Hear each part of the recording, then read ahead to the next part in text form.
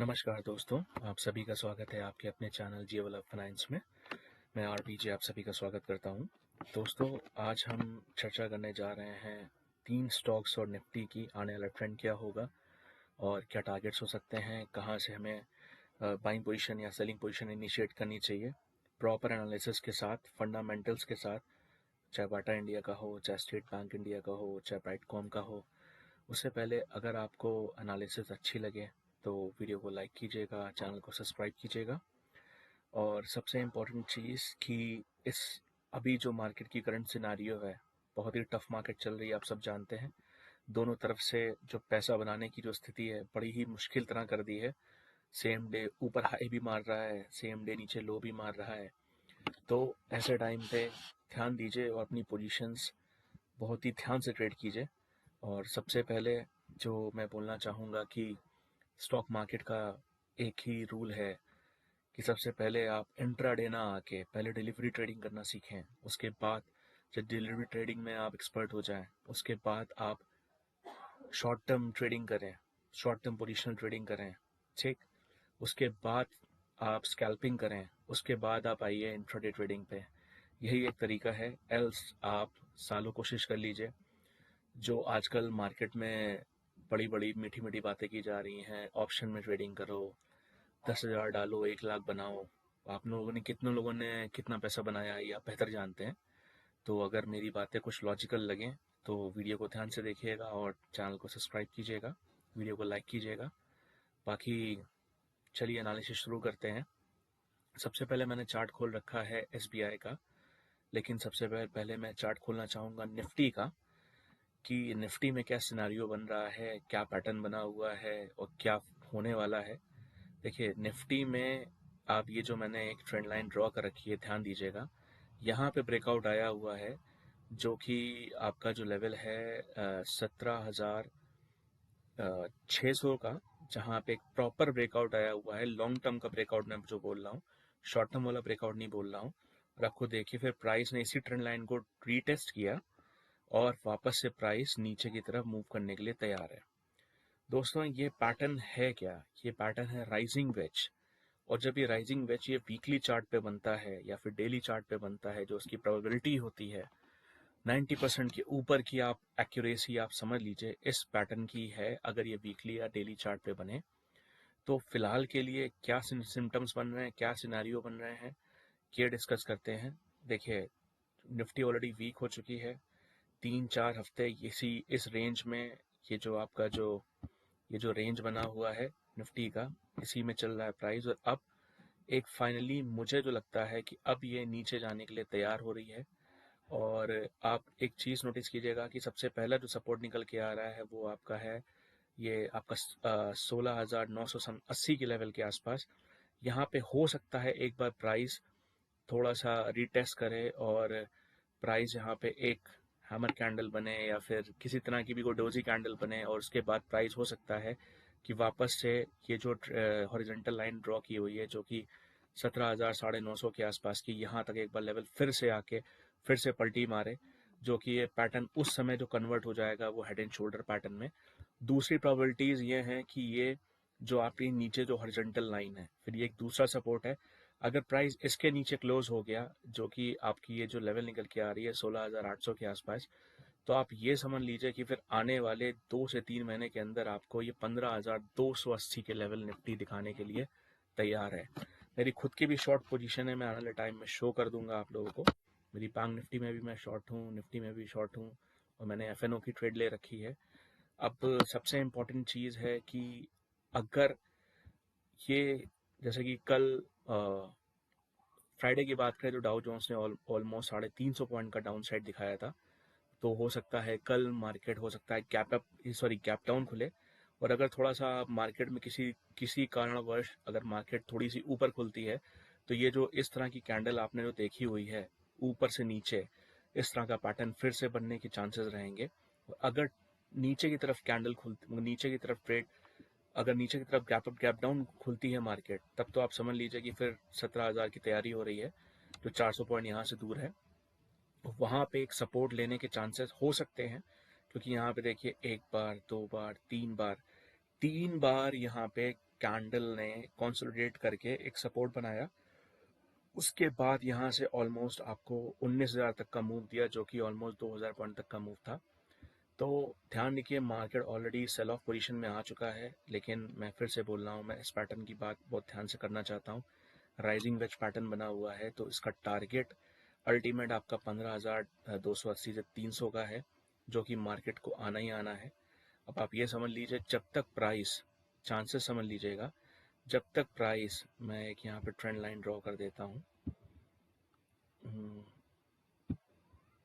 ये ध्यान से देखिएगा, जब तक प्राइस इस लेवल के ऊपर, जो कि 17,850 के ऊपर कोई इस तरह की कैंडल वॉल्यूम वाली क्लोज होती है नीचे से ऊपर की तरफ, तब हम इस मार्केट में समझेंगे कि अब डाउन ट्रेंड खत्म हो गया है और अब मार्केट नया हाई बनाने जा रही है, जो कि 21,000 के टारगेट के लिए इनिशिएट हो सकता है। लेकिन जब तक प्राइस ये जो ट्रेंड लाइन मैंने ड्रॉ की हुई है लाल रंग की, इसके ऊपर क्लोज नहीं होता है, तब तक आप ये समझ लीजिए कि 15,300 first target, 15,800 and 15,000 second target 300, long term का मैं बता रहा हूँ, 2 से 3 महीने का, आपको देखने को मिल सकता है। दोस्तों, मैं थोड़ी सी माफ़ी चाहता हूँ, पीछे से शोर आ रहा है गाड़ियों का, क्योंकि जहाँ पे घर है तो वहाँ थोड़ा सा रोड के साइड पे है और शोर आ रहा है, लेकिन आप चीज़ों को समझने की कोशिश कीजिएगा, जो मैं आपको एनालिसिस करके बता रहा हूँ उसी तरीके से आप चीज़ों को समझिए। अगर आपको इसमें शॉर्ट पोजीशन इनिशिएट करनी है तो इसमें, लेकिन जो वही है कि लॉन्ग टर्म जो एसएल का स्टॉप लॉस आ रहा है ऑलमोस्ट 400 पॉइंट के आसपास का आ रहा है इस लेवल से, मैंने तो खैर थोड़ा ऊपर से शॉर्ट कर रखा है, तो अगर आप स्टॉप लॉस लेना चाहें तो आपके रिस्क पे है, लेकिन जो एनालिसिस बोल रही है मैं उसके हिसाब से बता रहा हूँ। और उसके बाद टारगेट आपका नीचे का, जो मैंने आपको बोला है आने वाले डेट में 15,800 और 15,300 दो टारगेट्स हैं, ध्यान दीजिएगा। तो मार्केट, अब आप ये समझ लीजिए कि सेल ऑफ की मार्केट हो चुकी है, और आप कोई भी अगर इक्विटी में कोई डिलीवरी पोजीशन बनाना चाहते हैं तो बहुत ध्यान से सोच समझ के बनाइए, खुद की एनालिसिस कीजिए, सीखिए। आप खुद की एनालिसिस करना सीख जाएंगे तो किसी के ऊपर डिपेंड रहने की कोई ज़रूरत नहीं पड़ेगी। फ़िलहाल के लिए मैं आप ही की तरह एक ट्रेडर हूँ और मैं चाहता हूँ आप सबका फ़ायदा हो। मैं नहीं चाहूँगा कि आप सबका नुकसान हो, क्योंकि नुकसान क्या होता है मुझे पता है, मैंने भी एक टाइम पे बहुत नुकसान दिया है। तो अब ज़्यादा समय ना लेते हुए मैं पढ़ना चाहता हूँ ब्राइटन ग्रुप, जो कि बहुत ही हॉट टॉपिक बना हुआ है। एक तो ये स्टॉक बहुत ही सस्ता स्टॉक है, बहुत ही चीप रेट स्टॉक है, और सबसे इम्पोर्टेंट चीज़ जो प्राइस है इसका 21 रुपये के आसपास चल रहा है। आप लोग को एक चीज़ दिखाना चाहूँगा, आप देखें यहाँ पे एक डबल टॉप पैटर्न बना था और लगातार वहाँ से प्राइस में फॉलिंग फॉलिंग फॉलिंग।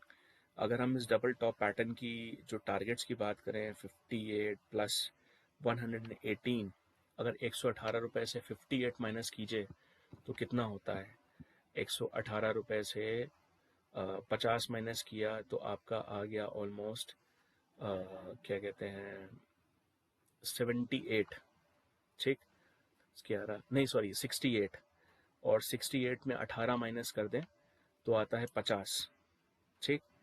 तो ऑलमोस्ट 50 पॉइंट का यहाँ से जो फॉल आना है, तो आपको हो सकता है ये प्राइस आने वाले टाइम में, आने वाले 2 से 3 महीनों में ये प्राइस आपको 8.5 रुपये से लेकर 11 रुपये के बीच में मिल सकता है। आपको सुन के मेरी बात थोड़ी सी मजाक लगेगी, लेकिन ये तो आने वाला वक्त बताएगा कि क्या हो रहा है क्या नहीं हो रहा है। और सबसे इम्पोर्टेंट देखिए, मैंने एक ट्रेंड लाइन ड्रॉ कर रखी है, और एक ट्राइंगल, थोड़ा सा डिसेंडिंग ट्राइंगल है, और प्राइस इसमें ऑलमोस्ट फॉल होता जा रहा है होता जा रहा है। आप ध्यान दीजिएगा, जब से प्राइस ने फॉल करना शुरू किया है, प्राइस ने किस जगह से फॉल करना शुरू किया है ध्यान दीजिएगा। एक तो ये डबल टॉप का जब ये ब्रेकआउट आया है, ये लेवल जो इम्पोर्टेंट है, जो कि आपका बना था जनवरी फरवरी मार्च अप्रैल मई 16/5/2022 से लगातार price down turn continuation pattern में है। और तब से आप देखिए, ये जो मैंने वीकली चार्ट पे ये ट्रेंड लाइन ड्रॉ कर रखी है, इसको कितनी बार ये रेस्पेक्ट कर चुका है और कितनी बार यहीं से प्राइस लौट चुका है, आप ध्यान दीजिएगा।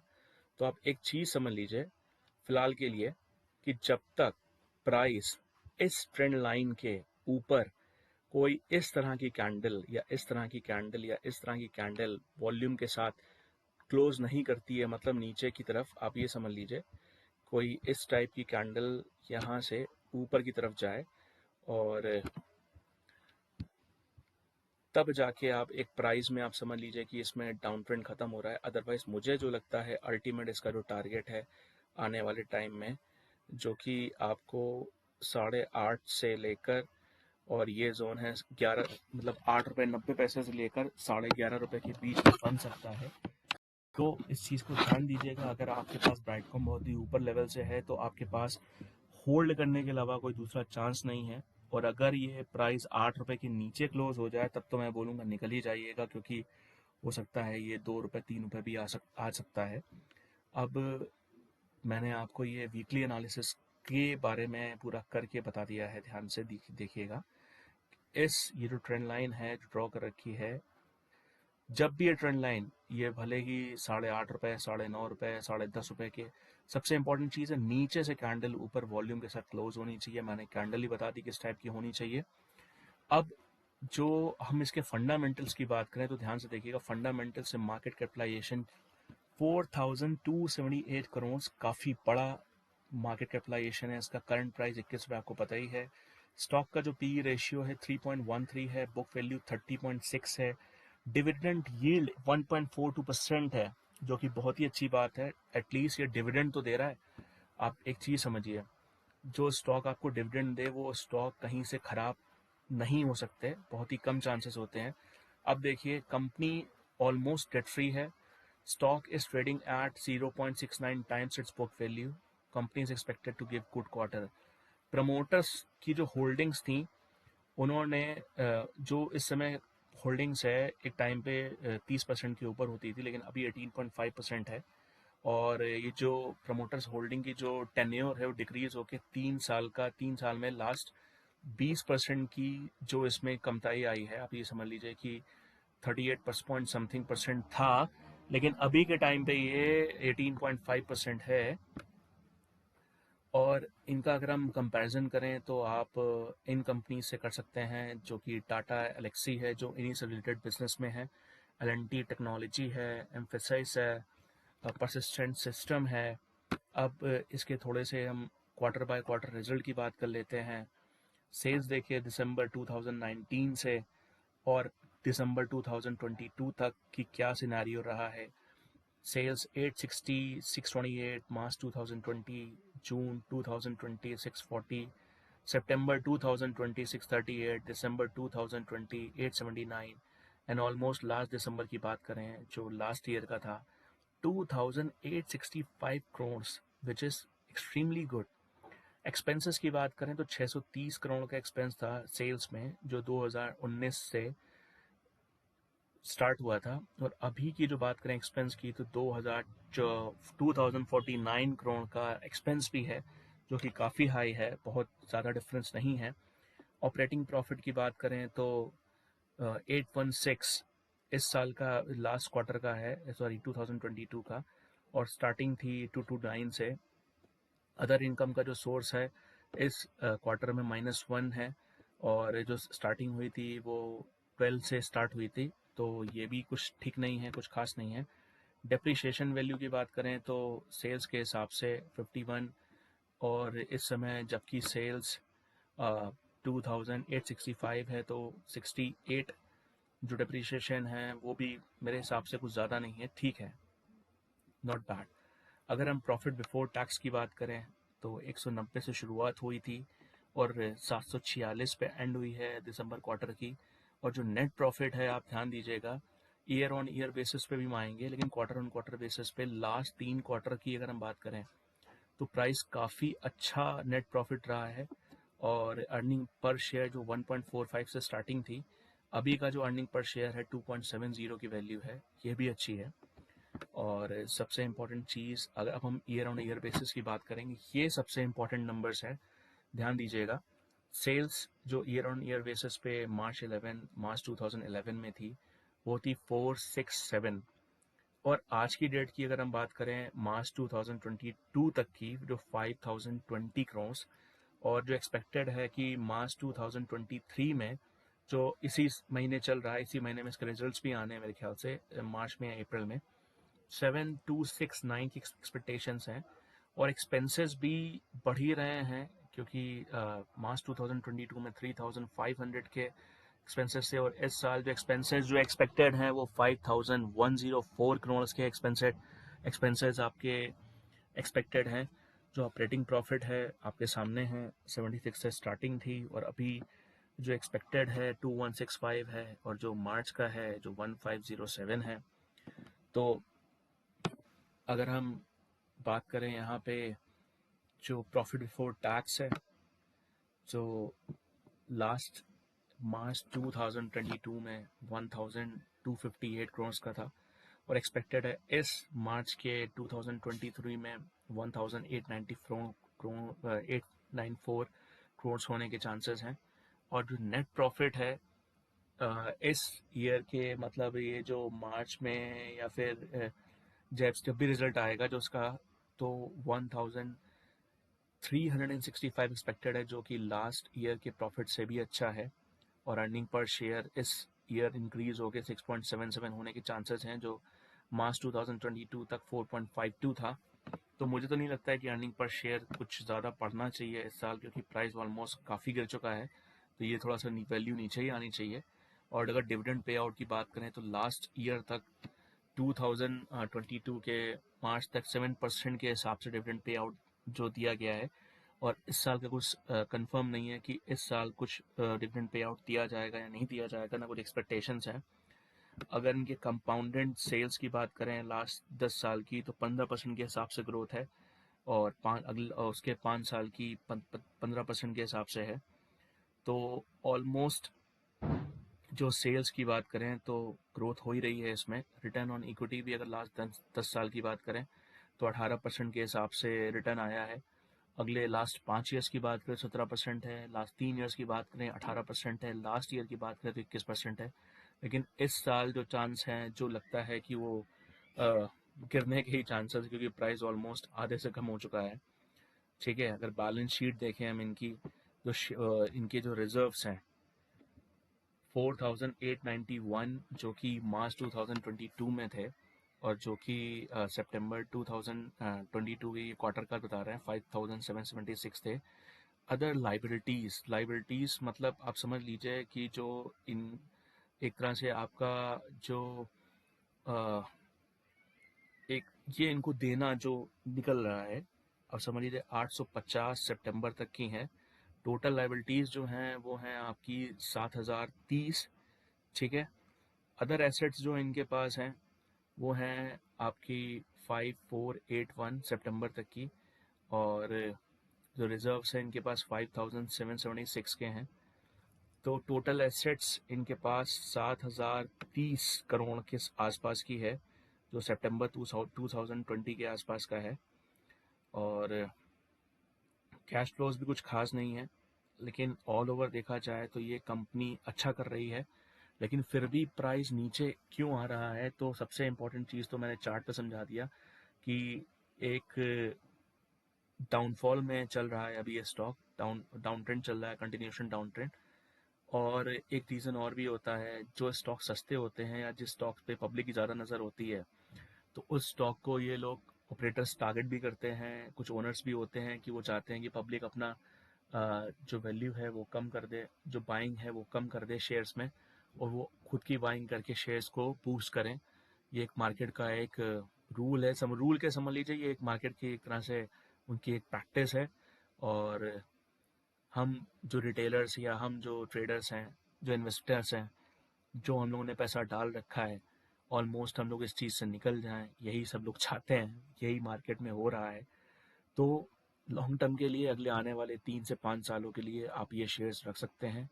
एक्सपेक्टेशंस हैं, अगर हम चार्ट्स फिर से खोलें तो आपको ये शेयर ये समझ लीजिए कि आने वाले 5 साल के अंदर जो एक्सपेक्टेशंस हैं, आपको एक बार फिर से ये 120 से लेकर 150 तक के भाव दिखा सकता है। लेकिन फ़िलहाल के लिए तो ये डाउन ट्रेंड में चल रहा है, तो ध्यान दें इस चीज़ को और ध्यान से ही इसमें इन्वेस्टमेंट करें।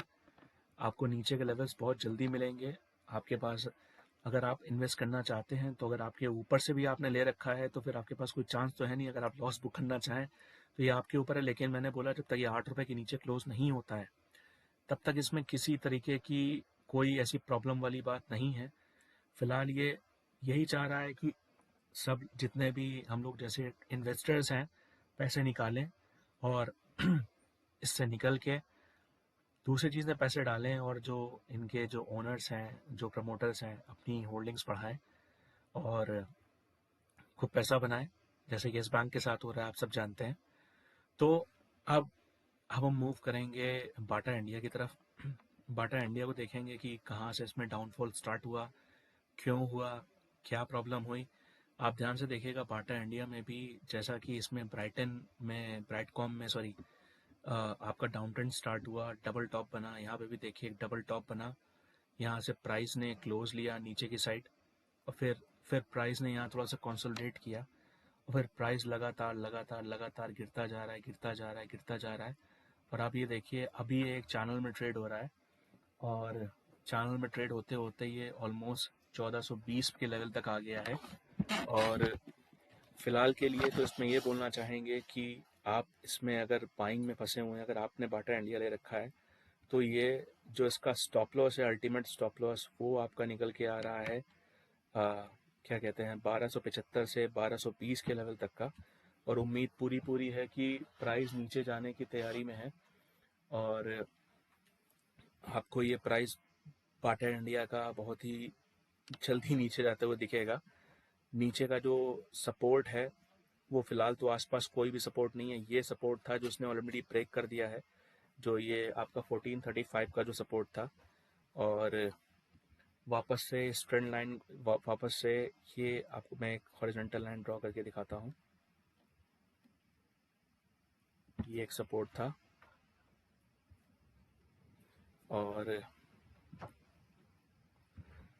ये देखिएगा यहाँ पे प्राइस ने क्लोज लिया, ये जो एक अल्टीमेट सपोर्ट था, फिर प्राइस ने यहीं से रीटेस्ट किया, रीटेस्ट करके वापस से हॉरिजॉन्टल लाइन रीटेस्ट की, और वापस से अब आप देखिएगा कि प्राइस नीचे जाने के लिए तैयार है। और आने वाले टाइम में कोई बड़ी चीज़ नहीं है, आपको प्राइस 1220 से लेकर 1270 के आसपास देखने को मिल सकता है। तो अगर आप बाटा इंडिया में ट्रैप्ड हैं तो आप 1200 का एक क्रूशल जो सपोर्ट है वो अपने माइंड में लेके चलिए। अदरवाइज अगर इसमें आप कोई शॉर्ट पोजीशन इनिशिएट करना चाहते हैं in the futures and all, तो ये एक लेवल, बढ़िया लेवल है। यहाँ पे भी आप ये समझिए जो ये हाई लगा है इस लास्ट वीक का, ठीक है, आप इस हाई का स्टॉप लॉस ले सकते हैं, हाई के 5-10 रुपये ऊपर, जो कि आप स्टॉप लॉस ले सकते हैं 1460 1470 रुपये का मैक्सिमम। और इसमें आप एक्सपेक्ट कर सकते हैं जो आने वाले एक महीने के अंदर आपको जो टारगेट है वो आपको 1270 से 1220 के आसपास का देखने का मिलेगा। अगर हम रिस्क रिवॉर्ड रेशियो की बात करें तो आप देख सकते हैं काफ़ी फेवरेबल निकल के आ रहा है। तो आप चीज़ों को समझिए कि सबसे इम्पोर्टेंट ये जो मैंने चैनल ड्रॉ कर रखा है, एक ये ट्रेंड लाइन है, देखिए इसके ऊपर प्राइस नहीं निकला है, और एक ये यहाँ से एक चैनल ड्रॉ कर रखा है, जो ये चैनल पे प्राइस रीटेस्ट करके थोड़ा सा प्राइस ने ऊपर की तरफ मूव दिया, लेकिन ये मूव क्या सस्टेनेबल है? नहीं, ये मूव सस्टेनेबल नहीं होना चाहिए मेरे हिसाब से, क्योंकि प्राइस ने ऑलमोस्ट जो आखिरी के आसपास का सपोर्ट था वो ऑलरेडी ब्रेक करके नीचे की तरफ क्लोज ले रखा है, और अब प्राइस नीचे जाने के लिए तैयार है। तो ध्यान दीजिएगा इस चीज़ को।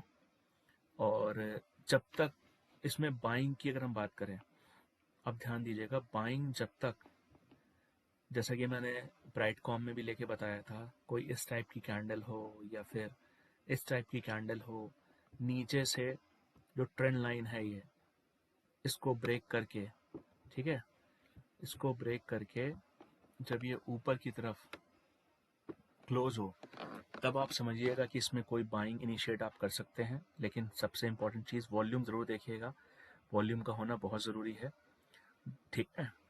उसके बाद ही इसमें आप कोई बाइंग पोजीशन बना सकते हैं और स्टॉप लॉस रख सकते हैं। ये जो नीचे का जो ये जिस जहाँ पे भी ट्रेंड लाइन का ये ब्रेकआउट आए, तो आप ये समझ लीजिएगा जो ट्रेंड लाइन के ये लेवल और ये लेवल, ये जो ट्रेंड लाइन और ये चैनल, ये दोनों जो चैनल बने हुए हैं, जो इनका बीच का जो डिफरेंस है, इसका आपको स्टॉप लॉस लेना है। और टारगेट फर्स्ट आप एक्सपेक्ट कर सकते हैं कि ये आपका जो निकल के आ रहा है 1800 के आसपास, ठीक है। और स्टॉप लॉस देखा जाए तो करीबन 100 पॉइंट के आसपास का आएगा। लेकिन ये मैं फिर से बता रहा हूँ, ये लॉन्ग टर्म स्विंग ट्रेडिंग की मैं एनालिसिस करके बता रहा हूँ, इंट्राडे की नहीं। तो खुद की भी एनालिसिस कीजिएगा, चीज़ों को समझिएगा और क्या करना है फिर डिसाइड कीजिएगा। अब हम खोलते हैं इसके फंडामेंटल्स की। कंपनी का जो मार्केट कैप है 18,251 करोड़, जो कि काफ़ी बड़ा है। करंट प्राइस क्या चल रहा है आपको पता ही है। स्टॉक पी रेशियो 57 का है, बुक वैल्यू 100 की है और आरओसी इसका 8.37% है। अब अगर हम इसके company is expected to give good quarter, जो कि लास्ट क्वार्टर की बात करें तो बुरा नहीं था, लेकिन तब भी कंपनी ने फॉल दिया, प्राइस फॉल, क्योंकि प्राइस ऑलरेडी जो चार्ट पे जो चल रहा है वो डाउन ट्रेंड में चल रहा है। तो फिलहाल के लिए इसमें आप कोई भी बाइंग पोजीशन इनिशिएट करने से पहले 10 बार नहीं 100 बार सोचिएगा। Company has been maintaining a healthy dividend pay out, ये सबसे इम्पोर्टेंट और अच्छी बात है। 213% का dividend pay out, that is extremely good. अगर हम इस स्टॉक को लॉन्ग टर्म के लिए बात करें तो लॉन्ग टर्म के लिए स्टॉक बहुत ही अच्छा है, लेकिन शॉर्ट टर्म के लिए स्टॉक में गिरावट बनी हुई है। तो उसके लिए आप क्या कर सकते हैं, मैंने आपको बताया है चार्ट्स पे, बाइंग या फिर सेलिंग कहाँ से क्या करना है, ठीक है। अब अगर हम इसके क्वार्टर बाय क्वार्टर रिजल्ट की बात करें, दिसंबर 2019 से स्टार्ट हुआ था और अभी आप देखिए, मतलब मैं स्टार्ट ये नहीं बोल रहा हूँ कि 2019 से कंपनी स्टार्ट हुई थी, मैं ये बता रहा हूँ कि इसमें जो आपका screener.in का जो ये वेबसाइट है, इसमें दिसंबर 2019 से अभी तक का दिया हुआ है। तो जो सेल्स थी दिसंबर 2019 में 831 थी, और अगर लास्ट क्वार्टर की सेल्स की बात करें तो 900। अब देखिए जो कंपनी में जो सेल्स का जो सिनारियो है वो कुछ अच्छा नहीं है। 831, मतलब जो एक तरह से करोड़ की बात करें, सब करोड़ में होती है वैल्यू, जो 2019 में था, तो अभी 2022 में ईयर ऑन ईयर बेसिस पे ग्रोथ होनी चाहिए, वो ग्रोथ नहीं है इसमें। जो एक रीज़न है कि मार्केट को मतलब जो स्टॉक का प्राइस है वो नीचे फ्लक्चुएट करके लेके आता हुआ जा रहा है, ब्रेकआउट्स नीचे के लेवल्स टूटते जा रहे हैं। और मार्च में भी देखिए, दिसंबर 2019 के क्वार्टर में 831 था, मार्च में 621 है, और बाकी जून सितंबर अगर बाकी के देखे जाएं तो कुछ खास नहीं रहे हैं। लेकिन फिर भी ये स्टॉक जो डिविडेंड पे आउट है वो बहुत ही बेहतर तरीके से आपको देखने को मिला है, जो ये कंपनी की बहुत ही अच्छी बात मानेंगे। और अगर हम बाकी चीज़ों पे ध्यान दें, जैसे ऑपरेटिंग प्रॉफिट, वो भी कुछ खास नहीं बोलेंगे, बल्कि दिसंबर 2019 में ज़्यादा बेहतर था। और अभी की सिनारियो की बात करें तो 206 है दिसंबर 2022 का, जो कि बहुत अच्छा नहीं बोलेंगे। डिप्रिशिएशन भी देखा जाए तो स्टॉक के हिसाब से जो सेल्स हैं बहुत ज़्यादा ही हो रहा है और 75 के आसपास का डिप्रिशिएशन है। लेकिन जो नेट प्रॉफिट की बात है, कंपनी फिलहाल बहुत बड़े प्रॉफिट पे नहीं है, लेकिन देखा जाए तो ऑलमोस्ट 10% के ऊपर के आसपास का नेट प्रॉफिट है। और 2022 दिसंबर में भी ये जो प्रॉफिट है ये मेंटेन करने में ये सक्सेसफुल रहे हैं। अब सबसे इम्पोर्टेंट चीज़ आप देखिएगा, जो दिसंबर 2019 से स्टार्ट हुआ था, अभी क्या सिनारियो है और क्या चल रहा है। अर्निंग पर शेयर 9.20 था, ध्यान दीजिएगा, दिसंबर 2019 में, और अभी के लिए 6.47। तो इस स्टॉक की अगर शॉर्ट टर्म की बात करें, जैसा कि मैंने मेंशन किया, तो बहुत खास नहीं है। लेकिन जो लॉन्ग टर्म है, वो लॉन्ग टर्म में ये जो स्टॉक है ये आपको अच्छा देखने को मिल सकता है। फिलहाल के लिए कंपनी की सिचुएशन तो बहुत अच्छा नहीं बोलेंगे। अब अगर हम profit and loss year on year basis की बात करें तो ईयर ऑन ईयर बेसिस पे जो सेल्स रही हैं इसकी 1275, 1549, और जो मार्च 2022 में जो सेल्स है 2382, 388 करोड़, जो ये ईयर ऑन ईयर बेसिस पे है। अगर हम ईयर ऑन ईयर बेसिस पे सेल्स देखें तो सब कुछ ठीक चल रहा था, दिसंबर 2012 तक भी अच्छा गया, 13 में भी अच्छा गया, 15 में भी अच्छा गया, 16 में भी ठीक था, थोड़ी सी गिरावट आई, 17 में भी थोड़ा सा ज़्यादा कुछ डिफरेंस नहीं रहा, 18 में थोड़ा सा बेहतर हुआ, 19 में थोड़ा सा और बेहतर हुआ, मार्च 2020 में और बेहतर हुआ, जबकि वो टाइम कोरोना का टाइम था। लेकिन मार्च 2021 में एकदम से सेल्स पे ड्रॉप आउट आ गया। तो लेकिन आप एक चीज़ देखिएगा, ये जो मार्च 2020 में ये जो सेल्स का आंकड़ा आया है, ये 2019 और 2020 के बीच का है। जब 2020 में कोरोना आया तो 2020 से 2021 में ऑलमोस्ट सेल्स आधी के आसपास आ गई, 40% ड्रॉप हो गया इसमें, जो कि अच्छा नहीं है। तो सारी कंपनीज के साथ हुआ है, वो कोई सिर्फ बाटा इंडिया के साथ ही नहीं बोलेंगे। अच्छा, इनके ऑपरेटिंग प्रॉफिट की बात करें, ईयर ऑन ईयर बेसिस पे तो ऑपरेटिंग प्रॉफिट थोड़ा सा ठीक नज़र आ रहा है।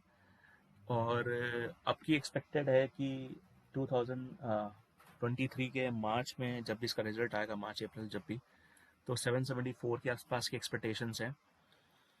और इंटरेस्ट इंटरेस्ट से जो इनको इनकम है, अदर इनकम, वो भी कुछ खास नहीं है। दिसंबर 2011 में जो इनको 165 करोड़ की इनकम थी, वो काफ़ी अच्छी थी। उसके बाद से कभी 3 डिजिट में आपको अदर इनकम देखने को मिली ही नहीं है। और डेप्रिसिएशन भी देखा जाए तो ये कुछ अच्छी न्यूज़ नहीं बोलेंगे, डेप्रिसिएशन बहुत ज़्यादा ही स्टॉक में हो रहा है, जो कि ऑलमोस्ट अभी देखा जाए 242 है लास्ट 2022 मार्च का। और अभी के लिए फ़िलहाल जो एक्सपेक्टेशंस हैं 290 का है, क्रोर्स में है ये, आप समझिएगा। तो ये भी कुछ अच्छा नहीं बोलेंगे। नेट प्रॉफिट की बात करें तो 88 से स्टार्टिंग हुई थी, सब सही चल रहा था, बीच में फिर डाउनफॉल आया। और अभी जो लास्ट ईयर का आया है 2022 तक का 103 करोड़ है। और इस साल के जो एक्सपेक्टेशंस है जो प्रॉफिट आने की 320 करोड़ के आसपास की है। लेट इट बी, लेट्स देखते हैं क्या होता है। 6.88 का अर्निंग पर शेयर था 2019 में, और अगर देखा जाए तो 2022 में 8.01% का रह गया है, जो कि 8.01 है, जो कि कम है। और जो एक्सपेक्टेशन है 24 की, तो कहीं से पॉसिबल ही नहीं है, क्योंकि स्टॉक्स ऑलरेडी अच्छा खासा करेक्ट हो चुका है। तो 24.93 का अर्निंग पर शेयर तो भूल ही जाइए। अच्छा, डिविडेंड पे आउट की बात की 29% से स्टार्ट हुआ था। जो कंपनी ने आपका जो पे आउट 2022 में प्रोवाइड कराया था, ऑलमोस्ट 2021 से 2022 के बीच में 680%, जो कि बहुत ही अच्छा था। कहना पड़ेगा कि मतलब काफ़ी अच्छा बोलेंगे इस चीज़ को। लेकिन फ़िलहाल के लिए तो अभी कोई एक्सपेक्टेशंस नहीं है कि क्या होना है क्या नहीं होना है। और अगर ऑल ओवर अगर मैं अपनी एनालिसिस करूं स्टॉक को लेके, तो मुझे तो इतना अच्छा नहीं लग रहा है ये लॉन्ग टर्म के लिए, क्योंकि शेयर भी महंगा है।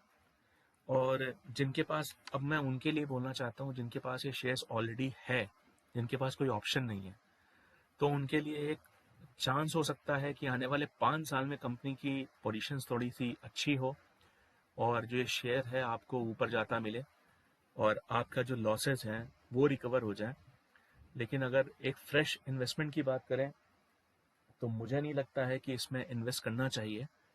हाँ, इसमें अगर एफ ट्रेडिंग की बात करें तो वो आप कर सकते हैं, वो अपने रिस्क पे करिए। मैंने आपको लेवल्स भी बताया है, आप एनालिसिस खुद से कीजिए, सीखिए, ताकि आपको किसी के ऊपर डिपेंड ना रहना पड़े। लेकिन अगर हम ऑल ओवर मार्केट स्ट्रक्चर की बात करें, क्योंकि मैंने आपको ऑलरेडी बताई है, निफ्टी वीक हो चुकी है।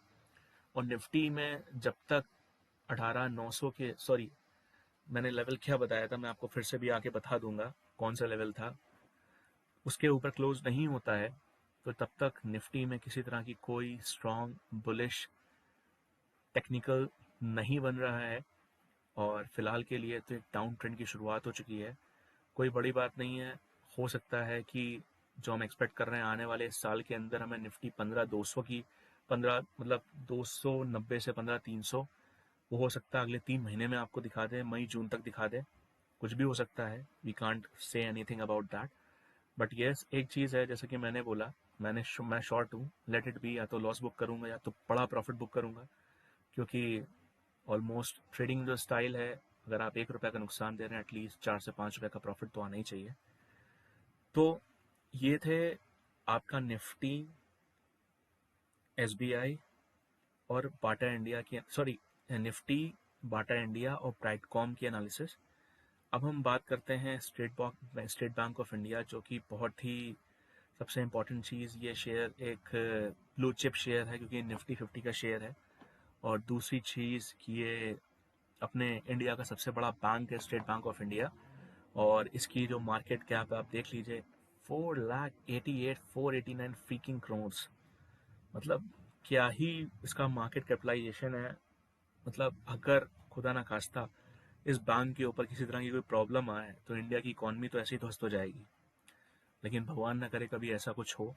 फिलहाल के लिए हम स्टेट बैंक ऑफ इंडिया का चार्ट खोलेंगे और देखेंगे कि उस पर क्या हो रहा है टेक्निकल बेसिस के हिसाब से, टेक्निकल एनालिसिस के हिसाब से।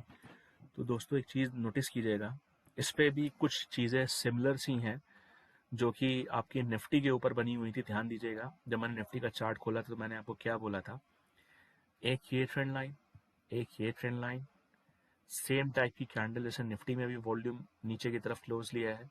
और फिर प्राइस, ध्यान दीजिएगा, प्राइस ये आपका कंसोलिडेट हो रहा है, ठीक है। और अब एक चीज और इम्पोर्टेंट है, बहुत ध्यान से समझिएगा। ये एक जो हाई बना था ये आपका 2022 में जो आपका बना था सितंबर में, फिर उसके बाद से प्राइस यहाँ पे आया, ठीक, कंसोलिडेट हुआ, चैनल जो ट्रेंड लाइन जो चैनल बना हुआ है इसको टेस्ट किया, फिर प्राइस ऊपर गया, जो इसने हाई बनाया ऑलमोस्ट 630-40 रुपए का। और उसके बाद से प्राइस ने इस कैंडल के ऊपर, मतलब ये जो लेवल है इसके ऊपर क्लोज नहीं किया। आप देखिए तब से ये यहाँ पे एक बार, दो बार, तीन बार प्राइस कंसोलिडेट हो रहा है। और प्राइस ने finally same to same double top formation form किया और बहुत ही वॉल्यूम के साथ ब्रेकआउट दिया। आपको एक चीज़ बताना चाहूँगा अपने पर्सनल एक्सपीरियंस से, डबल टॉप जब अप ट्रेंड में जाके बनता है और जो उसका ब्रेकआउट आता है काफ़ी वॉल्यूम के साथ आता है, तो आप ये एक्सपेक्ट कर सकते हैं कि अब उस स्टॉक का डाउन ट्रेंड शुरू होने वाला है। क्योंकि फिलहाल के लिए ये कैंडल आप जो है इसमें वॉल्यूम बहुत कम नज़र आ रहा है, लेकिन जो कैंडल का जो साइज है आप वो देखिए ध्यान से, क्या मस्त कैंडल बनी है, गजब की। और जबकि जो बगल वाला जो कैंडल बना है, ठीक, जो कि ध्यान दीजिएगा इसी लेवल को जो ब्रेकडाउन दिया इसने, इसी लेवल को रीटेस्ट करने के लिए प्राइस ऊपर आया। क्या गजब का वॉल्यूम हुआ, नीचे की तरफ जो सेलर्स थे वो बाइंग, जो बायर्स थे वो ज़्यादा हावी हुए और प्राइस को ऊपर लेके आए। लेकिन ये फिलहाल के लिए कोई नया हाई बनाने की तैयारी नहीं थी। ये जो हॉरिजॉन्टल लाइन है, प्राइस रीटेस्ट, मतलब प्राइस रीटेस्ट करने के बाद ऑलमोस्ट प्राइस का एक डाउन ट्रेंड शुरू होने के पूरे पूरे चांसेस हैं। सबसे इंपॉर्टेंट चीज़, आप एक और चीज़ नोटिस कीजिए कि इधर एक शोल्डर बना हुआ है और ये एक head and shoulder pattern form कर रहा है, ठीक है। एक शोल्डर ये तैयार है और ये दूसरा शोल्डर तैयार होने को है। अब ये देखिएगा कि ये प्राइस यहाँ पे आया, हॉरिजॉन्टल लाइन, ये इसको टेस्ट किया प्राइस, और ये जो लास्ट वीक की जो कैंडल बनी है, अब ये देखिएगा, ये डार्क क्लाउड इसको बोलते हैं। प्राइस ये कैंडल ऊपर से आई है और फिलहाल जो डार्क क्लाउड का एक सिनारियो होता है कि हाफ जो पिछली कैंडल होती है उसके हाफ बॉडी से ज़्यादा नीचे जाके क्लोज रहना चाहिए, लेकिन फिर भी इसको आप डार्क क्लाउड कैंडल ही कंसिडर करेंगे क्योंकि ये जो कैंडल है ऑलमोस्ट ऊपर से नीचे की तरफ क्लोज हुई है। और अब जो ये इसमें पैटर्न जो फॉर्म हो रहा है, जैसा कि मैंने आपको बताया, हेड एंड शोल्डर का एक, ये देखिए ये शोल्डर है, ठीक, ये पूरा हेड है। और अब ये हेड बनने के बाद फिर यहाँ पे प्राइस आया, फिर ये देखिए ऊपर की तरफ, अब ये यहाँ ब्रेक डाउन करके जो ये टारगेट है पहला निकल के आ रहा है, वो निकल के आ रहा है 433, जो आपको मेरे ख्याल से अगले 2 से 3 महीनों में प्राइस देखने को मिल सकता है। फिर उसके बाद जो सपोर्ट लेवल है वो आपका निकल के आ रहा है, पहले इसको मैं हटा दूं,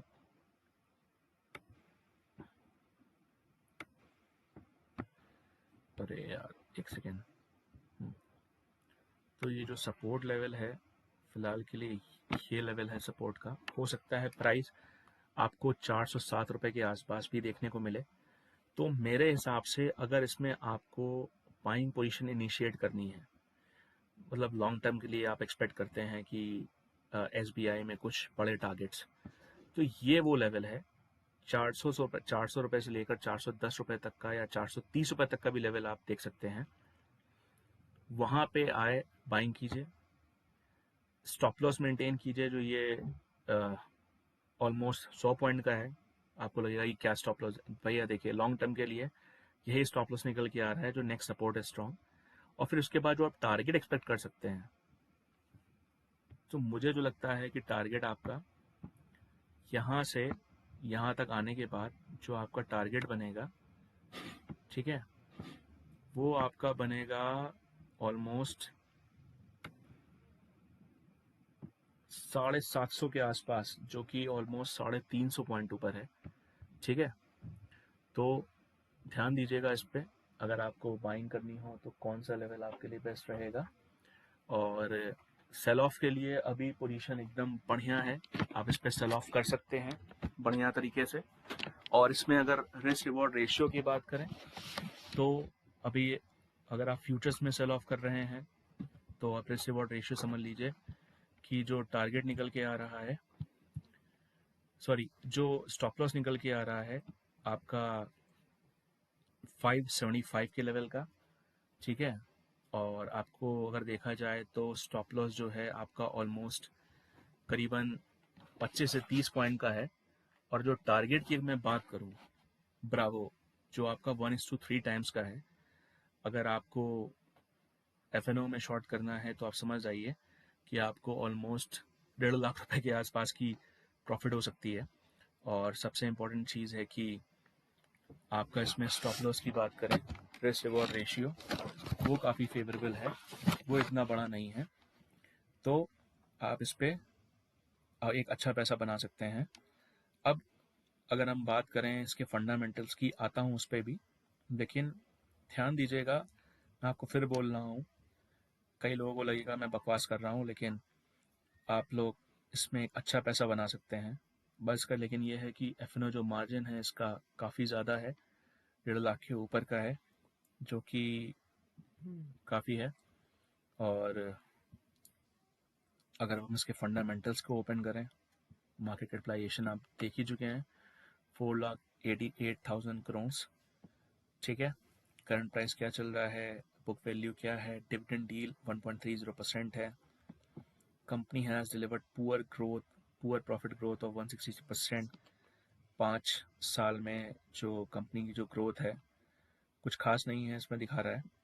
companies working capital requirements have reduced from, ये एक अच्छी चीज़ है कि जो वर्किंग कैपिटल की जो कंपनी की जो रिक्वायरमेंट थी वो रिड्यूस्ड हुई है। सपोज दैट अगर कंपनी को वर्किंग कैपिटल चाहिए था एग्जांपल के तौर पे 1 लाख रुपए, तो कंपनी ने काफ़ी मेंटेन किया है उसको, और जो वर्किंग कैपिटल है उसको ऑलमोस्ट ये नीचे लेके चले आए हैं, वो काफ़ी अच्छी चीज़ है। अगर हम डिलीवर्ड उसकी पुअर सेल्स की बात करें तो आपको मैंने बताया ये 4.70% सेल्स भी कुछ खास नहीं है। लेकिन जो सबसे इम्पोर्टेंट पैटर्न है रेवेन्यू, जो 2019 में जो रेवेन्यू था 71,26 करोड़ का, वो अब दिसंबर में 91,000, जो कि अगर हम ग्रोथ की बात करें तो ठीक ठाक ग्रोथ है। ऑलमोस्ट देखा जाए तो इसमें 25% के ऊपर की ग्रोथ है, ये चीज़ अच्छी है। इंटरेस्ट से जो इनको इनकम हुई है वो आप देख सकते हैं 49,366 करोड़, जो कि दिसंबर 2022 में है, जो कि बहुत अच्छा तो नहीं बोलेंगे लेकिन बहुत बुरा भी नहीं बोलेंगे इन कंपैरिजन टू 2019। और प्रॉफिट बिफोर टैक्स, जो मेन चीज़ है डेप्रिसिएशन, ये ज़ीरो है, ये सबसे अच्छी चीज़ है। और जो नेट प्रॉफिट है 15,888 करोड़, वेरी नाइस। जो सबसे इम्पोर्टेंट चीज़ है इस स्टॉक की, 6,932 करोड़ जो नेट प्रॉफिट था 2019 दिसंबर में, वो ऑलमोस्ट आपका 2.5 गुना हो चुका है विद इन 3 ईयर्स, जो कि 15,888 करोड़ का है, जो कि काफ़ी अच्छा है।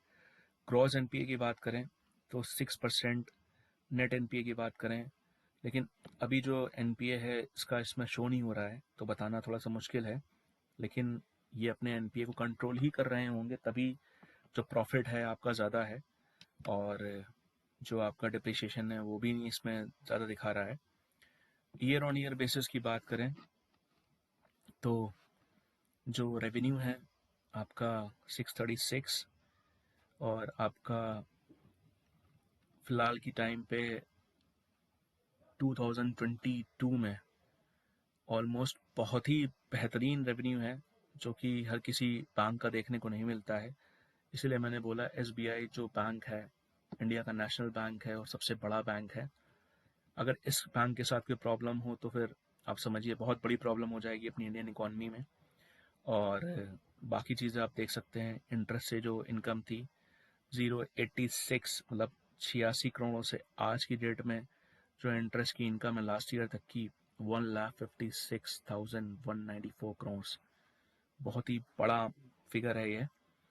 और यहाँ पे डिप्रिशिएशन हम देख सकते हैं, जो क्वार्टर ऑन क्वार्टर बेसिस पर नहीं दिखाई दे रहा था, 381, 1372, डिप्रिशिएशन भी काफ़ी बढ़ा हुआ है इसमें, ठीक है। और जो प्रॉफिट बिफोर टैक्स है ईयर ऑन ईयर बेसिस का, वो ये है।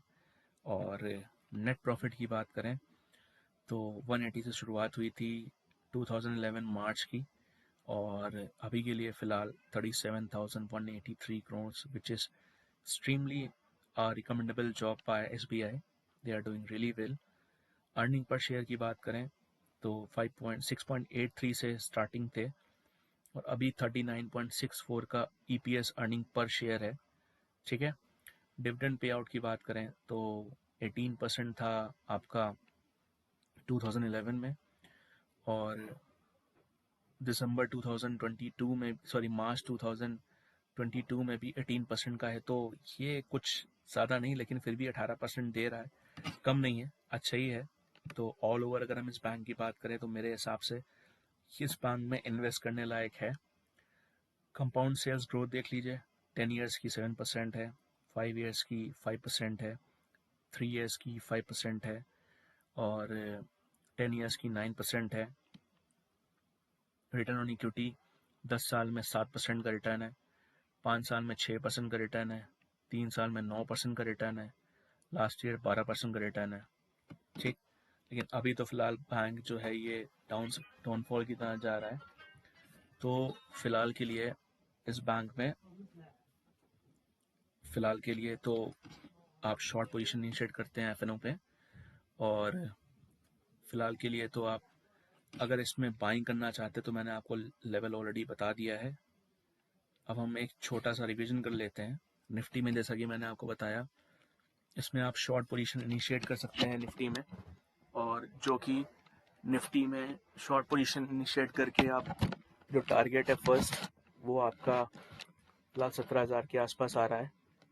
इसमें हो सकता है यहाँ पे आके एक head and shoulder pattern form करने के लिए तैयारी करें, या हो सकता है ये जो एक हॉरिजॉन्टल लाइन है 16,800 के नीचे, 700 के नीचे, उसके नीचे प्राइस क्लोज करके आपका फिर ये 15,200-300 जाने की तैयारी करें, तो इस चीज़ पे ध्यान दीजिएगा।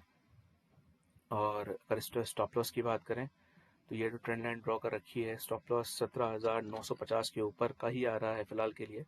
लेकिन टारगेट्स की बात करें तो आपको आने वाले 3 महीने के अंदर निफ्टी, मुझे उम्मीद है 15,300 से 15,700 का टारगेट दिखाएगी। तो ऑलमोस्ट अगर हम बात करें रिस्क रिवॉर्ड रेशियो की तो 1:4 टाइम्स का है, लेकिन ये लॉन्ग टर्म की कॉल है, शॉर्ट टर्म की कॉल नहीं है। और अगर हम बाटा इंडिया की बात करें तो बाटा इंडिया में भी देखिए ये जो हॉरिजॉन्टल लाइन है इसको फिर से रीटेस्ट कर लिया है, काफ़ी डाउन साइड पे चल रहा है, लेकिन ये प्राइस फिलहाल के लिए, ये जो एक हॉरिजॉन्टल लाइन था ये वीकली सपोर्ट था, जो इसको भी ब्रीच कर दिया है, इसको भी तोड़ दिया है, उसके नीचे कैंडल ने क्लोज कर लिया है। और फिलहाल के लिए तो इसमें आप एक्सपेक्ट कर सकते हैं, एक शॉर्ट पोजीशन बना सकते हैं, स्टॉप लॉस मेंटेन कर सकते हैं आप। आपका ये लेवल है जो कि निकल के आ रहा है, एक सेकेंड, हाँ, 1450 के आसपास का स्टॉप लॉस निकल के आ रहा है और टारगेट आप एक्सपेक्ट कर लीजिए 1250 का, जिसके अगर हम 100 पॉइंट के हिसाब से जाएं तो 250 का लॉट साइज है। आप समझ सकते हैं 50 पॉइंट का स्टॉप लॉस है और 250 पॉइंट का टारगेट है, 200 पॉइंट का टारगेट सॉरी। तो अपना डिसीजन खुद से लीजिए, एनालिसिस सीखिए। और इसमें आपको ये भी बता दिया है कि इसमें फ्रेश ब्रेकआउट कहाँ से बनेगा, जब भी ये ट्रेंड लाइन के ऊपर प्राइस वॉल्यूम के साथ क्लोज लेगा। अब वो ट्रेंड लाइन जाके फिनिश होती है 1200 के लेवल पे, 1100 के लेवल पे या 1000 के लेवल पे, दैट डजेंट मैटर, बट इस ट्रेंड लाइन के ऊपर जब भी इस टाइप की कैंडल कोई वॉल्यूम के साथ क्लोज होती है तो आप एक्सपेक्ट कर सकते हैं कि उसमें मूव आने वाला है और आप इसमें एक बाइंग पोजीशन बना के वेट कर सकते हैं लॉन्ग टर्म के लिए। फ्यूचर्स में बनाना चाहें वो भी कर सकते हैं, उसके लिए भी मैंने स्टॉप लॉस आपको मेंशन किया था। फिर से बोल देता हूँ, ये एक स्टॉप लॉस का एरिया है जो आपका ऑलमोस्ट देखा जाए तो करीब करीब 1100 के आसपास का लेवल आएगा, लेकिन टारगेट आपका 800-900 पॉइंट का है, जो कि 1:8 1:9 का रेशियो है। स्टेट बैंक ऑफ इंडिया की बात करें, जैसा कि मैंने बोला, सॉरी ये ब्राइटन की, फिलहाल ब्राइटन में सेल ऑफ चल रहा है, इसमें सेल ऑफ चालू है, इसमें कोई बाइंग पोजीशन नहीं बन रही है और इसमें आप मेरे हिसाब से इसमें जो बाइंग बनेगी वो बनेगी आपकी 10.5 से 11.5 के लेवल पे। स्टॉप लॉस लीजिए 8 रुपये का, टारगेट लीजिए आप इसका पूरा 150, मतलब 150 का जो लेवल का टारगेट है आने वाले 5 सालों में एक्सपेक्ट कर सकते हैं आप, क्योंकि स्टॉक में किसी तरह का कोई प्रॉब्लम नहीं है, फिर भी स्टॉक गिरा जा रहा है। तो जितनी टाइम ले रहा है गिरने में, उससे जल्दी आपका ये ऊपर की तरफ जाने के लिए तैयारी हो जाएगी। लेकिन ध्यान दीजिएगा, फिलहाल इसमें शॉर्ट पोजीशन अगर मेरे ख्याल से एफएनओ में तो ये है नहीं, तो फिलहाल के लिए तो आप या तो आप इसमें अगर फंसे हुए हैं तो उसको होल्ड कीजिए, या तो फिर नई पोजीशन बनाने के लिए मैंने आपको बताया है, मैं उस लेवल से खुद अपनी बाइंग पोजीशन लूंगा, कम से कम 2000 शेयर्स उठाऊंगा अगर मेरे को 11 के आसपास का लेवल मिलता है तो। अब अगर हम बात करें आपका स्टेट बैंक ऑफ इंडिया का, स्टेट बैंक ऑफ इंडिया का भी मैंने बता ही दिया है आपको कि आप इसमें क्या कर सकते हैं। बहुत ही बढ़िया इसमें रिस्क रिवॉर्ड रेशियो फेवरेबल है। आपका जो स्टॉप लॉस निकल के आ रहा है वो आ रहा है आपका 575 का, जो टारगेट है निकल के आ रहा है वो आपका ये आ रहा है लेवल, जो कि फर्स्ट टारगेट है 437 और ये 407 तक भी जा सकता है। अगर रिस्क रिवॉर्ड रेशियो की बात करें तो देख सकते हैं आपका 30 पॉइंट का भी स्टॉप लॉस नहीं है और टारगेट आपको मिल रहा है 100 पॉइंट का। और इसमें लॉन्ग टर्म की बाइंग करनी हो आपको तो मैंने आपको वो भी बता दिया है कि आप कहाँ से बाइंग कर सकते हैं। तो ये है एनालिसिस सारे स्टॉक्स की।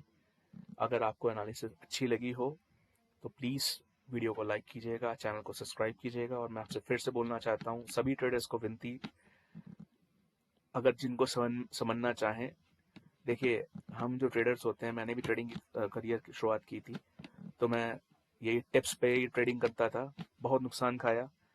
फिर गूगल करता रहता था कि 100% एक्यूरेट टिप्स, 90% एक्यूरेट टिप्स, एक से एक कंपनी निकल के चली आती थी, किसी को 6000 भर रहा हूँ, किसी को 2000 भर रहा हूँ, किसी को 1000 भर रहा हूँ। कंपनी क्लेम करती थी 90% एक्यूरेसी, जैकपॉट कॉल्स, ये कॉल्स वो कॉल्स, कुछ भी सच नहीं है। इस मार्केट में अगर आप 50% भी एक्यूरेट है, 50% छोड़िए 30% भी एक्यूरेट है, लेकिन आपका ट्रेडिंग स्टाइल यूनिक है, यूनिक बोले तो अगर 1000 रुपये का नुकसान दे रहे हैं, अगर 5000 रुपये का प्रॉफिट ले रहे हैं तो भी प्रॉफिट में जाएंगे। और आप अगर ये एक्सपेक्ट करें कि आप इसमें 80-90% की एक्यूरेसी मेंटेन कर सकते हैं, नामुमकिन टाइप का है। अपने इंडिया के एक से बड़े ट्रेडर्स हैं, घनश्याम टेक है, पावर ऑफ स्टॉक सुभाशीष पानी है, वो भी 80% 90% की एक्यूरेसी मेंटेन नहीं कर पाते हैं, उनका भी रेशियो 50-50 का रहता है, 60-40 का रहता है। तो आप सीखिए, जब वो इतने बड़े सक्सेसफुल ट्रेडर्स हैं वो जब मेंटेन नहीं कर पा रहे तो आप कैसे कर सकते हैं। Practice makes the man perfect, और इसमें प्रैक्टिस करने के लिए पैसा गलाना पड़ता है। आप चीज़ों को समझिए, आपने पैसा डाला मार्केट में, लेकिन आप उस पैसे का आप लाइव एक्सपेरिमेंट कर रहे हैं, लेकिन वो है ना, एक्सपेरिमेंट करने में नुकसान होता है, तो हम सबकी हिम्मत टूट जाती है। तो चीज़ों को समझिए।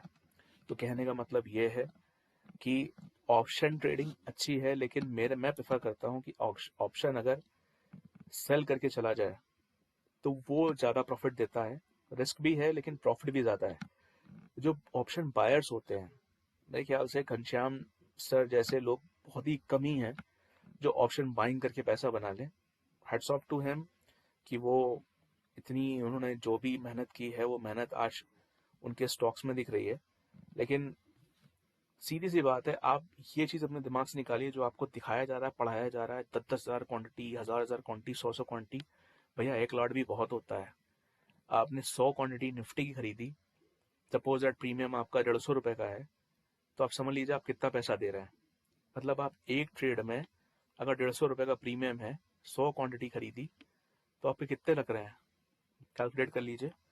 50 का लॉट साइज होता है, 150 इंटू 50 हो गया 750, ठीक। और 750 इंटू 100 हो गया, कितना हो गया आप बेहतर जानते हैं, ठीक है। 75,000 रुपये, या फिर 1,000 क्वांटिटी ली तो 7.5 लाख रुपए। एक बार में नुकसान अगर आप 40 पॉइंट का भी लेके चल रहे हैं, अगर 100 लॉट्स ली हैं आपने, तो 2,000 इंटू 100, मतलब एक बार में 20-25 हज़ार रुपये आपके जाने हैं। तो इससे अच्छा आप स्विंग ट्रेडिंग करिए पहले, जब आप उसमें एक्सपर्ट हो जाए उसके बाद आप ऊपर जाइए इंट्राडे की तरफ। अदरवाइज ये सब बेवकूफ़ियाँ करके लोग, जैसे आप लोग को बेवकूफ़ बना बना के पैसे ऐंठते हैं, 2 लाख की स्ट्रेटजी, 1 लाख की स्ट्रेटजी। भैया कैसे मजाक बना के रखा हुआ है मार्केट में। तो खुद का पैसा सेव कीजिए, सीखिए। ये ऑप्शन चेन डेटा, ये डेटा, वो डेटा, इससे अच्छा है खुद की कुछ यूनिक स्ट्रैटेजी मेंटेन कीजिए, बैक टेस्ट कीजिए चार्ट्स पे। 1 साल का बैक टेस्ट कीजिए कोई स्ट्रैटेजी पे, उसके बाद ट्रेड लीजिए। फिर जब कम से कम 100-200 ट्रेड्स ले लें, उसमें आपकी 50% की एक्यूरेसी आए, तब आप कोशिश करिए कि आप उस चीज़ को मार्केट में इम्प्लीमेंट करें। आजकल तो बहुत सारे सॉफ्टवेयर्स आ गए हैं जो आपका वर्चुअल ट्रेडिंग कराते हैं, लेकिन वर्चुअल वर्चुअल होती है, रियल रियल होती है। रियल में जब पैसा लगता है, पैसा जाता है, तकलीफ, दिल, इमोशन सब बाहर आ जाता है। और वर्चुअल ट्रेडिंग में कोई इमोशंस का कोई मतलब नहीं है, क्योंकि you are nothing to lose anything. So this is the very important thing. So आपसे यही कहना चाहूँगा, अपना पैसा बचाएं, सेव रखें, और अपना पैसा बर्बाद ना करें। सबसे पहले स्टार्टिंग कीजिए डिलीवरी ट्रेडिंग से, फिर उसके बाद शॉर्ट टर्म स्विंग ट्रेडिंग, फिर उसके बाद इंट्राडे पे आइए। तब तक के लिए अपना पैसा इंट्राडे में डाल के वेस्ट मत कीजिए, और अपना पैसा खराब मत कीजिए। बाकी आपका पैसा है, आप जाने, आपको जो ठीक लगे आप वो कीजिए, जैसा आपको ठीक लगे, ठीक है। तो अगर आपको मेरी बातें अच्छी लगी हो, एनालिसिस अच्छी लगी हो, तो चैनल को सब्सक्राइब कर दीजिएगा, वीडियो को लाइक कर दीजिएगा, कमेंट करके बताइएगा कौन सा पॉइंट आपको अच्छा लगा। और अगर ना अच्छा लगा हो तो भी कोई बात नहीं। और ये जो पीछे से जो शोर आ रहा है गाड़ियों का, तो उसके लिए थोड़ा सा माफ़ी चाहता हूँ। ऐसी जगह बैठ के वीडियो बना रहा हूँ कि जहाँ शोर ज़्यादा है, तो मैंने आपको ऑलरेडी सारी चीज़ें बता दी हैं, ध्यान दीजिएगा। चार्ट पे भी दो चीज़ें हैं, लेवल्स, स्टॉप लॉस, टारगेट्स, सारी चीज़ें हैं। तो अब आप ये याद रखिए कि आने वाला जो वीक, कल जो शुरुआत होने वाली है, मंडे जो तारीख होगी आपकी 13 मार्च, और ये वीक में, तो अब ये समझ लीजिए कि लंका लगने वाली है मार्केट की। और अभी एक न्यूज़ भी निकल के आ गई है, सिलिकॉन बैंक कोलैप्स, सुना होगा आपने। 60% प्लंज, 60% राइट ऑफ हो गया है, मतलब 60% टूट चुका है। तो ध्यान दीजिएगा इन सब चीज़ों को मद्देनज़र रखते हुए। जो मुझे लग रहा है कि ये 2023 फिलहाल मार्केट के लिए अच्छा नहीं है, it is going to correct. और अगर जो मैं इस साल के एंड तक की बात करूँ, अगर 15,200 के नीचे मार्केट चली गई, क्लोज हो गई किसी भी वीक, तब तो मार्केट 12,000 के लिए रेडी रही है, लंका लग जाएगी जिसको बोलते हैं शुद्ध हिंदी में। फिलहाल के लिए तो इतना ही। और चैनल का नाम याद रखिएगा, ज्वेल ऑफ फाइनेंस। और कुछ सीखने को मिला हो, जैसा कि मैंने बोला आपको, इस चैनल पे तो अप्रिशिएट कीजिएगा। और सबसे इम्पोर्टेंट चीज़ कि अगर वीडियो पसंद आई हो, लाइक कीजिए, कमेंट कीजिए, चैनल को सब्सक्राइब कीजिए। And thanks for watching and thanks for your patience. Thank you so much.